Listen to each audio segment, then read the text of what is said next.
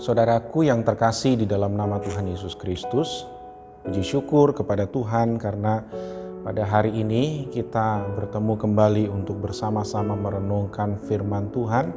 Dan hari ini kita mengingat kembali akan kenaikan Yesus Kristus ke surga.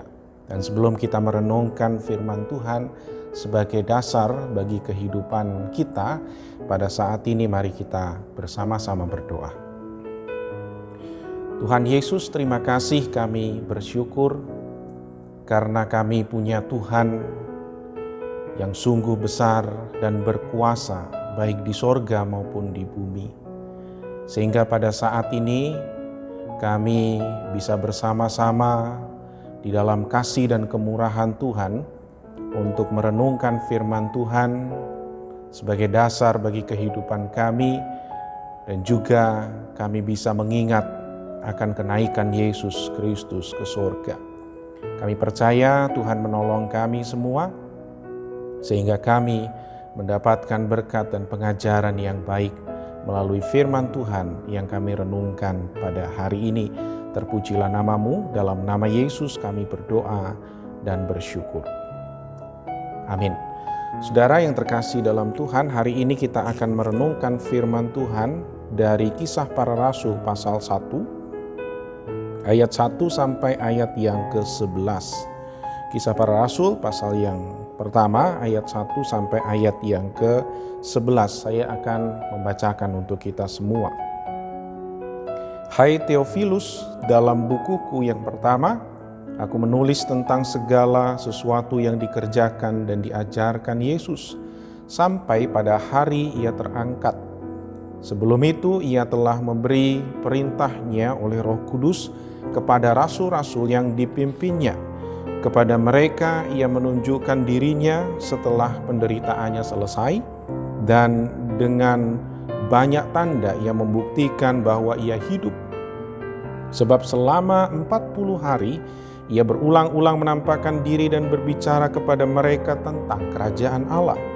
Pada suatu hari ketika ia makan bersama-sama dengan mereka, ia melarang mereka meninggalkan Yerusalem dan menyuruh mereka tinggal di situ menantikan janji Bapa yang demikian katanya, telah kamu dengar daripadaku, sebab Yohanes membaptis dengan air, tetapi tidak lama lagi kamu akan dibaptis dengan Roh Kudus. Maka bertanyalah mereka yang berkumpul di situ, Tuhan, maukah engkau pada masa ini memulihkan kerajaan bagi Israel? Jawabnya, engkau tidak perlu mengetahui masa dan waktu yang ditetapkan Bapa sendiri menurut kuasanya. Tetapi kamu akan menerima kuasa kalau Roh Kudus turun ke atas kamu, dan kamu akan menjadi saksiku di Yerusalem, di seluruh Yudea dan Samaria dan sampai ke ujung bumi. Sesudah ia mengatakan demikian, terangkatlah ia disaksikan oleh mereka, dan awan menutupnya dari pandangan mereka. Ketika mereka sedang menatap ke langit, waktu ia naik itu, tiba-tiba berdirilah dua orang yang berpakaian putih dekat mereka dan berkata kepada mereka, "Hai orang-orang Galilea, mengapakah kamu berdiri melihat ke langit? Yesus ini yang terangkat ke sorga meninggalkan kamu akan datang kembali dengan cara yang sama seperti kamu melihat dia naik ke sorga." Saudara yang terkasih di dalam Tuhan, jemaat GKM Mission, kita sudah sering mendengar akan janji dari Yesus Kristus ketika Yesus meninggalkan dunia ini dan menuju kepada sorga. Janji dia akan menyediakan tempat tinggal dan janji-janji yang lain yang Tuhan pasti akan genapi ketika Tuhan hadir untuk yang kedua kalinya nanti. Nah, pada saat ini kita tidak fokus kepada janji itu, tetapi kita fokus kepada tugas apa yang Tuhan berikan kepada kita sebagai orang-orang percaya yang ada di dunia ini. Dan tugas itu diberikan oleh Yesus kepada para rasul, dan tugas itu juga pasti diberikan kepada kita orang-orang yang sudah percaya kepada Tuhan. Saudara yang terkasih, kita tahu bahwa manusia seringkali mempunyai tujuan yang baik menurut mereka. Tetapi ternyata biasanya tujuan atau sesuatu yang kita lakukan itu menurut kita manusia baik, tapi belum tentu menurut Tuhan baik. Pada waktu kecil ada film kartun judulnya adalah Robin Hood. Mungkin Bapak Ibu, saudara-saudari pernah melihat atau mendengar, juga ada komiknya, ada filmnya juga. Nah, saya lihat di kartunnya. Nah, Robin Hood ini adalah salah seorang perampok. Tetapi dia perampok yang punya itikat baik. Karena mungkin pada saat itu di negeri Inggris terjadi banyak orang yang mengalami kemiskinan, sehingga Robin Hood ini hidup di hutan. Lalu hutan itu ada jalannya, seringkali orang lewat jalan itu, dan juga para pedagang juga lewat jalan itu, penguasa juga lewat jalan itu. Nah, seringkali Robin Hood ini merampok orang-orang yang berjalan melewati jalan yang ada di hutan itu. Dan setelah dia merampok, harta rampasan dari rampokan itu akan dibagikan kepada orang miskin, orang yang memerlukan. Nah, bagi orang-orang kaya, bagi penguasa, Robin Hood ini adalah penjahat. Tetapi bagi orang-orang miskin yang merasakan kebaikannya karena mereka juga mendapat bagian, Robin Hood adalah seorang pahlawan buat mereka. Nah, kalau kita melihat hal ini dari Alkitab, kira-kira bagaimana? Apakah yang dilakukan oleh Robin Hood ini benar di mata Tuhan atau tidak? Sebenarnya kita bisa menyimpulkan niatnya baik, tujuannya baik bagi manusia, tapi belum tentu bagi Tuhan. Dan seringkali kita juga mengalami hal seperti itu, bertemu dengan hal seperti itu, dan mendapati hal-hal yang seperti itu. Banyak orang menghalalkan segala cara untuk mencapai tujuan yang dia anggap tujuan itu baik. Tapi dia lakukan berbagai macam hal. Ada orang yang merasa bahwa dunia ini tidak adil, sehingga dia melakukan banyak hal yang menurut dia baik, tetapi ternyata belum tentu menurut Tuhan itu baik. Nah, itu terjadi kepada siapa saja. Karena itulah kita sebagai orang percaya harus hati-hati, jangan sampai ketika kita melakukan sesuatu, maka kita hanya melakukan sesuatu dengan tujuan maksud kita yang baik, tetapi kita tidak pernah melihat kira-kira itu sesuai dengan apa yang Tuhan perintahkan atau tidak, melanggar firman Tuhan atau tidak. Nah, saudara yang terkasih di dalam Tuhan, kalau kita melihat apa yang sudah kita baca, ayat-ayat tadi, kita juga bisa melihat bahwa para murid pun hampir melakukan hal yang sama. Coba kita baca di ayat yang ke-6. Di ayat yang ke-6, para murid, orang-orang yang bersama dengan Yesus pada saat itu, mereka bertanya kepada Tuhan. Dia bertanya begini, "Tuhan, maukah Engkau pada masa ini memulihkan kerajaan bagi Israel?" Ketika kita membaca ini, kita tahu enggak mana yang salah? Ini adalah pertanyaan terakhir dari para murid sebelum Yesus naik ke sorga. Kita lihat dan kita perhatikan, ada yang salah tidak? Bukankah itu adalah pertanyaan yang wajar pada saat murid-murid juga menginginkan sesuatu yang baik? Dan menurut sejarah memang bangsa Israel pada saat itu sedang mengalami penjajahan. Mereka sudah bosan dengan penjajahan. Berturut-turut dan berulang-ulang mereka masuk dalam penjajahan. Dari penjajahan oleh negeri Babel, lalu kemudian setelah itu diganti dengan penjajahan dari Media. Setelah itu lagi diganti dari penjajahan Persia. Lalu kemudian Syria, dan akhirnya di zaman Yesus dan di zaman para murid-murid, bangsa Israel sedang mengalami penjajahan dari bangsa Romawi. Nah, kita melihat bahwa mereka sudah jenuh dengan penjajahan yang terjadi atas mereka. Nah, kita tahu bahwa mereka meminta bukan sesuatu yang untuk diri mereka sendiri. Mereka meminta sesuatu untuk bangsanya. Nah, Bapak Ibu Saudara yang terkasih dalam Tuhan, kalau kita meminta, berdoa bagi bangsa kita, adakah yang salah? Tidak. Kita harus berdoa bagi bangsa dan negara kita. Itu juga hal yang baik. Dan bukankah Tuhan juga memberikan kesempatan untuk kita berdoa kepadanya dan meminta kepadanya? Jadi itu adalah hal yang baik. Tapi coba kita perhatikan dengan lebih teliti.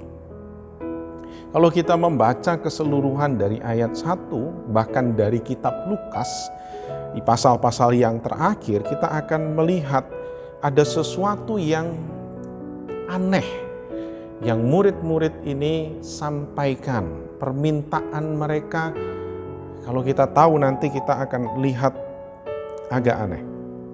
Jadi kalau kita lihat di ayat yang ke-6 ini bukan sekedar permintaan dari para murid Yesus, tetapi mereka juga sudah menentukan waktu dan hasilnya. Kalau kita perhatikan, dikatakan ini, Tuhan, maukah Engkau pada masa ini? Jadi menuntut pada masa ini. Jadi mereka sudah menentukan waktunya nih, harus nih sekarang. Lalu kemudian ini memulihkan kerajaan bagi Israel. Tujuannya adalah supaya Israel dipulihkan.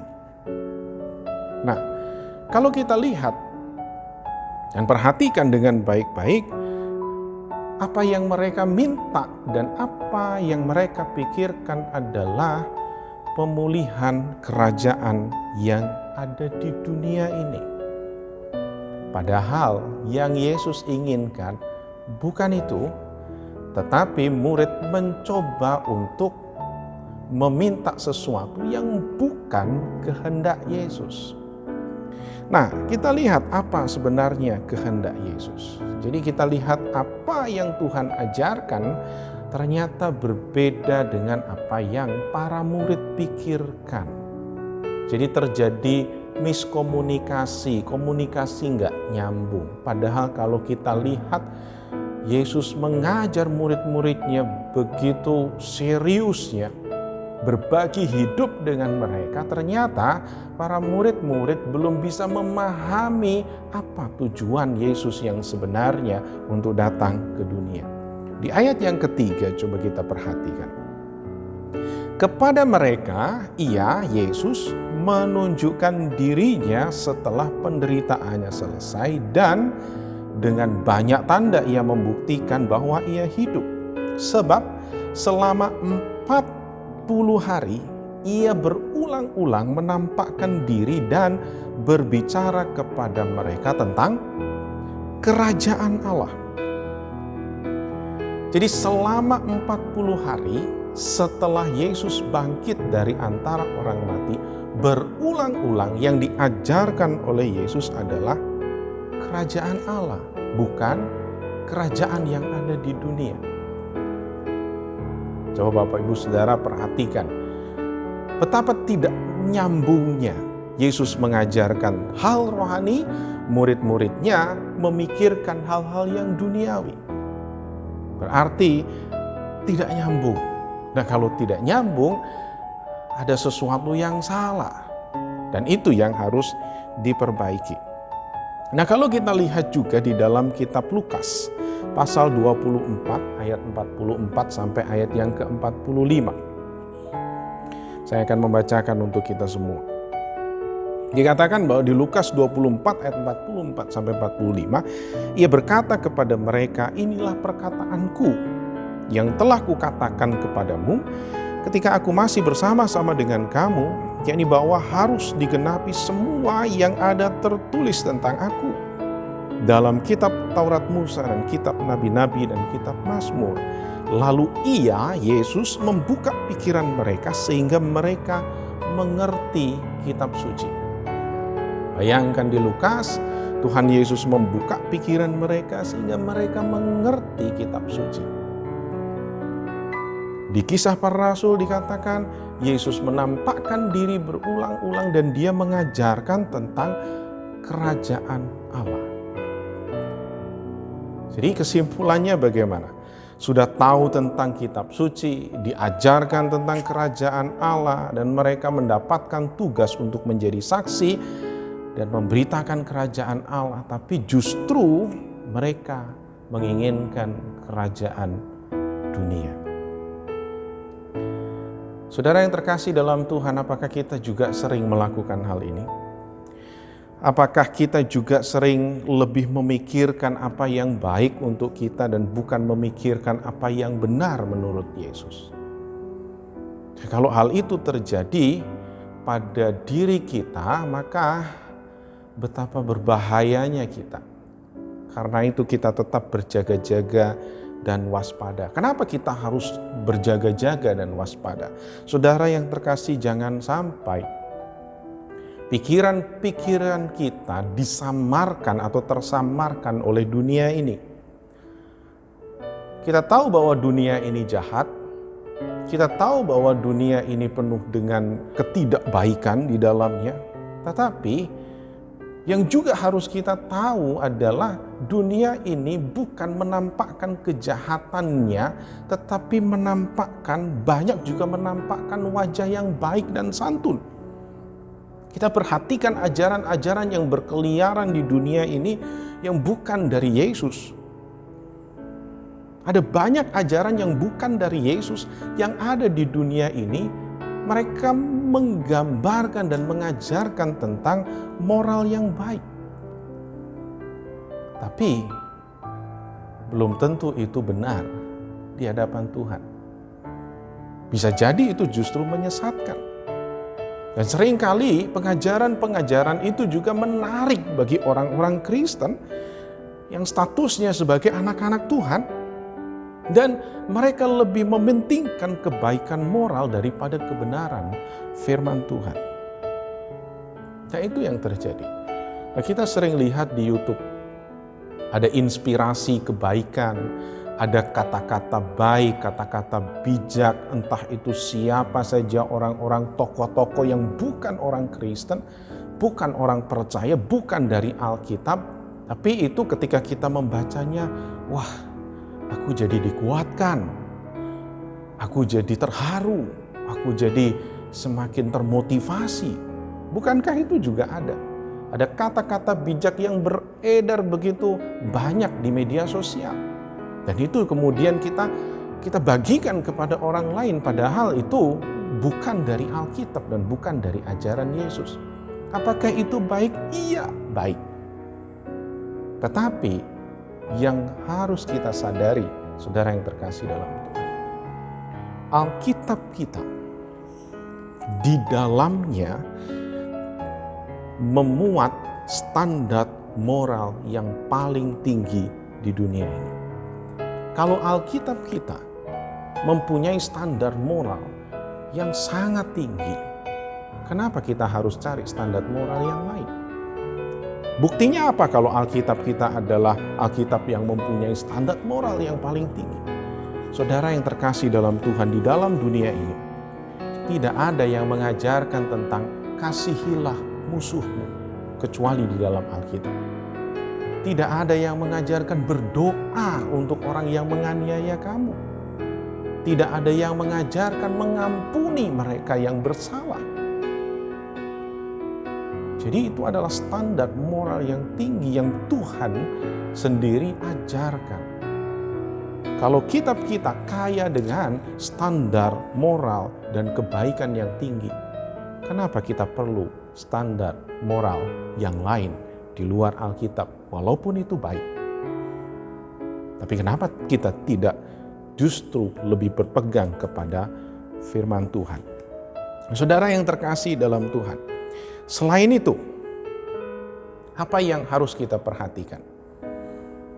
Kita lihat bahwa semua gereja pasti mengenal Yesus. Semua aliran gereja, sudah banyak sekali aliran gereja di Indonesia, itu juga mengenal Yesus. Tapi pertanyaannya, kenapa ada gereja-gereja yang sesat? Kenapa ada gereja-gereja yang tidak melakukan firman Tuhan tetapi masih menggunakan nama Yesus? Dan itu terjadi. Karena itulah Yesus memberikan peringatan kepada kita supaya kita menguji segala sesuatu. Termasuk semua pengajaran yang kita dengar dan yang kita pelajari. Nah, saudara yang terkasih, kita pasti juga tahu bahwa ada gereja-gereja yang mengajarkan hal-hal yang salah tentang Yesus. Ya, kalau ditanya lebih dalam, ketika ditanya Yesus yang mana yang dipelajari di dalam pengajaran-pengajaran mereka, Yesus seperti apa yang mereka pelajari? Yesus yang sudah ada di sorga kah? Atau Yesus yang masih berbicara kepada kita secara langsung pada hari ini, yang menemui orang di mana-mana?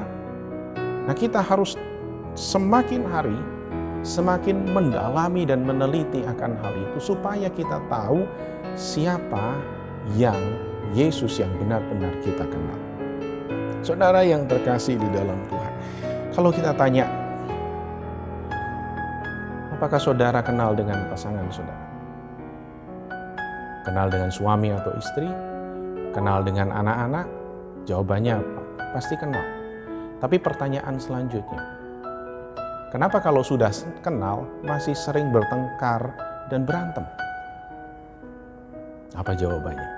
Artinya bahwa kita kenal dia tapi tidak kenal baik. Masih diperlukan proses dan waktu yang panjang untuk bisa saling mengenal. Demikian juga dengan Yesus.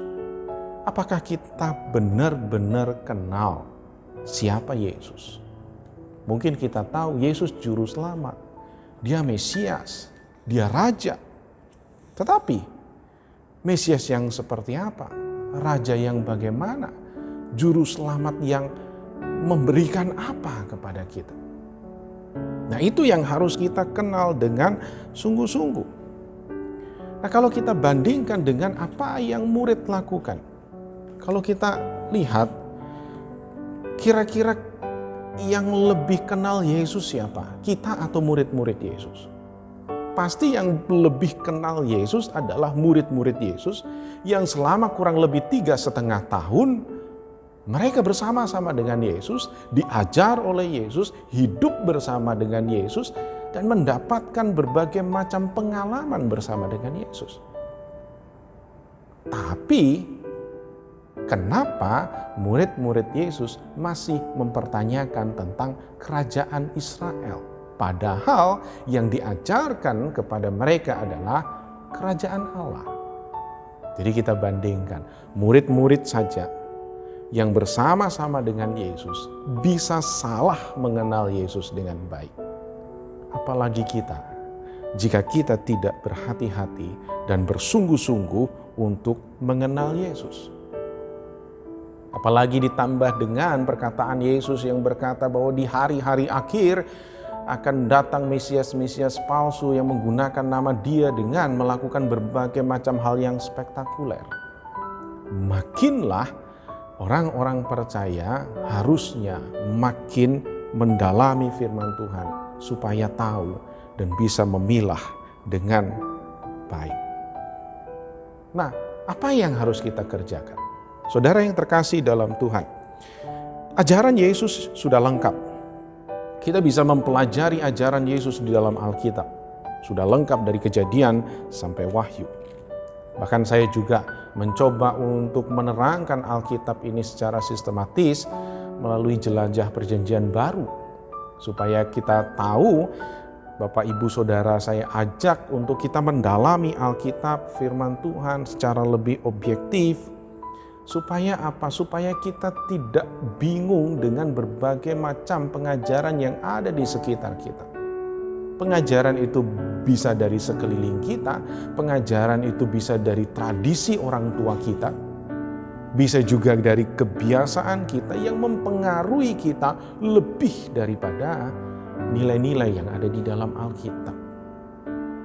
Nah, itu yang harus kita lakukan. Ini pentingnya kita belajar mendalami Alkitab. Supaya apa? Kenapa kita harus mendalami Alkitab? supaya kita bisa mengerjakan tugas yang Yesus berikan. Apa tugasnya? Menjadi saksi yang benar. Nah, kita nggak akan bisa menjadi saksi kalau kita belum kenal Yesus, siapa dia yang sebenarnya, belum tahu ajarannya seperti apa. Dan yang lebih berbahaya adalah kalau kita bersaksi tentang Yesus padahal kita belum tahu Yesus itu siapa, atau kita memperkenalkan Yesus yang berbeda dari apa yang diperkenalkan di dalam Alkitab. Nah, kalau sudah begitu, bisa jadi kita malah menjadi penyesat-penyesat yang kita sendiri nggak menyadari tentang hal itu. Nah, itulah pentingnya kita mendalami akan firman Tuhan.